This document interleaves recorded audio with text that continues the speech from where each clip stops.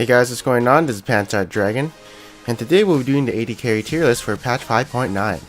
In the latest patch, Ashe got a rework, Kalista got a nerf, and some champions in the jungle might be shifting a bit, but not really. And with all that being said, let's get started.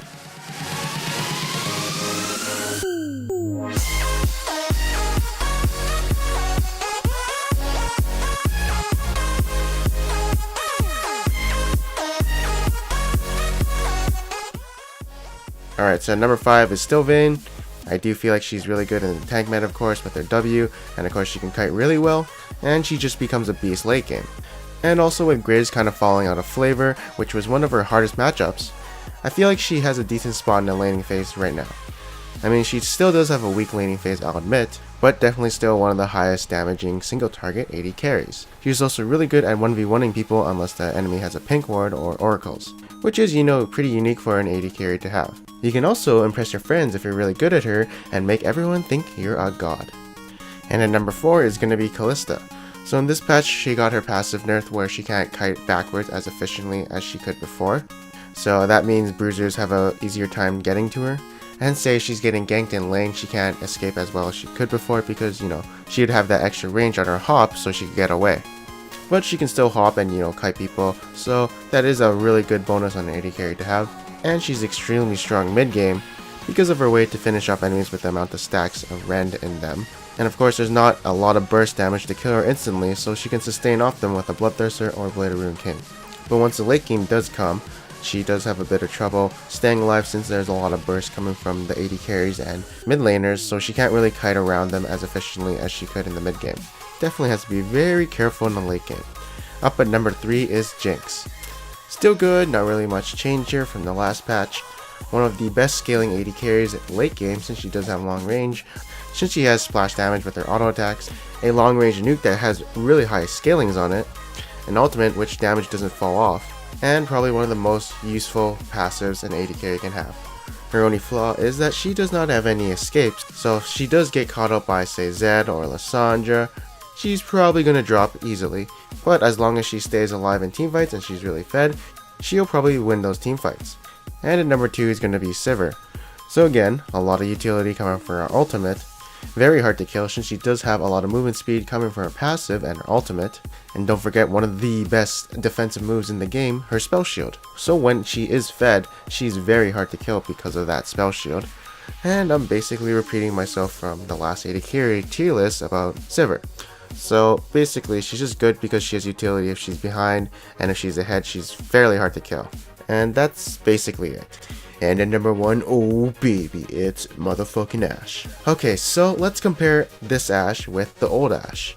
So old Ashe wasn't really that bad to pick in solo queue, or even in general. I wouldn't say she was one of the best, but like if you picked her, I wouldn't mind, kind of thing. But now let's talk about what they kind of buffed on this Ashe and what she kind of lost off the old Ashe. So basically they gave her an attack speed steroid and an ability which increases her DPS for a good duration, which is actually pretty powerful.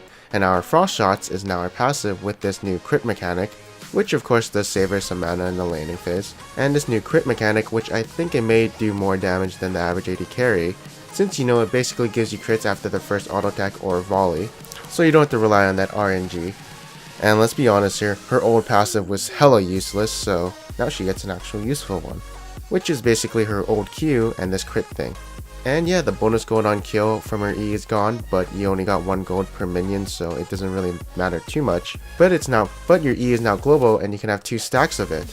So that's basically a free clairvoyance, and like if you want to find enemy jungler, just shoot it out, and now you know that he's in that certain area. And her ultimate is basically the same. I heard the slow on it is the same as your Frost Shots on your passive.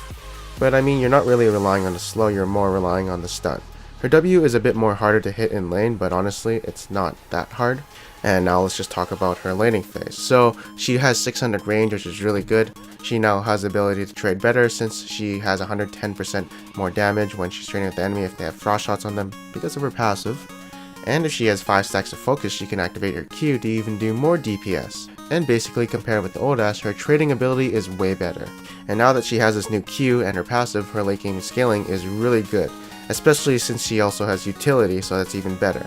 And if she does fall behind, well, guess what? She still has utility, so she's going to use her ultimate, 3.5 second stun, use her hawk shot for clairvoyance, and her W and passive to apply slows on the enemy team.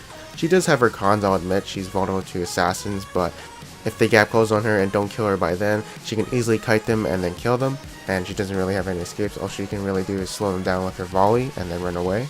But other than that, it's basically just Odash who got a shitload of buffs, and then now she's really good. So I'm expecting a nerf sometime in the future. Alright, next up is going to be honorable mentions, and first up is going to be Draven. Again, I've said this plenty of times before, if you are a good Draven player, play him. He's very hard to play, but for those people who do know to play him, will be really good at climbing a ladder with him, since he just has a ton of DPS when he has those two axes. Next up is going to be my man LeBron James. So my man can do his little crossovers and juke people and get those 3-pointers in the hoop. But you know, ever since they nerfed Lucian's passive, I just feel like his laning phase was one of his strongest points, and now that they nerfed that, he's not as strong as he used to be. And there's just like better mid game and late game AD carries, but that's how I feel about him. Next up is going to be Corki. I think he's still good, but I also feel like he's falling out of flavor a bit. So it is kind of weird to see that, and I honestly don't understand why he's kind of falling out of flavor. But I do feel like he's still in a decent spot right now, so I wouldn't leave him out just yet. And next up is going to be Graves. I feel like the buckshot nerf a while ago wasn't too bad, but it did hurt him a bit. I mean, I still think he's good, but people don't seem to like him that often too much these days. Hey guys, so thank you guys for watching this video. I hope you guys enjoyed it. If you guys did enjoy this video, maybe you enjoyed top 10 best junglers for solo queue as a patch 5.9, and also 4 supports, although it's top 5, and they'll be released in the future, so stay tuned. There's mid laners for you guys. It is relatively the same since it is from patch 5.8 and not much mid laners have been changed. And again, if you guys did enjoy this video, subscribe right there and join the No Pants party, and I will see you guys next time. Shit blasted. I had to give you up. It's only been a year. Now I got my foot through the door, and I ain't going nowhere. It took a while to get me here, and I'm gonna take my time. Don't fight that good shit in your ear. Now let me blow your mind.